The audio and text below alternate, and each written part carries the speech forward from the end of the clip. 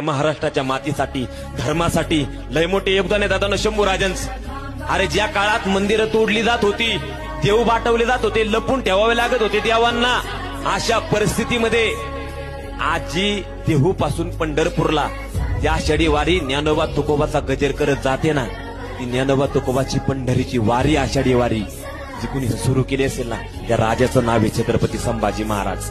कारण तुकाराम महाराजांचा मुलगा महादेव महाराज हे शंभू राजांकडे आले। त्या तुकाराम महाराजांच्या मुलाला तुकाराम महाराजांची पालखी सोहळा सुरू करायचा होता, देहू पासून पंढरपूर पर्यंतचा। ही मुघल लोक त्रास देत होती, म्हणून सगळे शंभू राजांकडे आले महादेव बुवा। त्यावेळेस म्हणले शंभू राजे आम्ही असं करतोय, आबासाहेबांचा पालखी सोहळा सुरू करतोय, ही मुघल लोक त्रास देतात।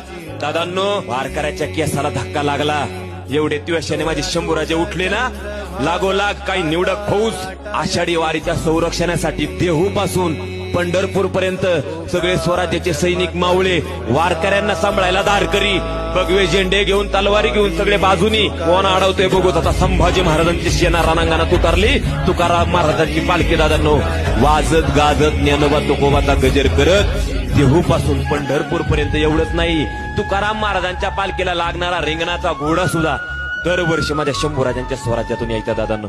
अजून काय धर्म करावा त्या राजांनी?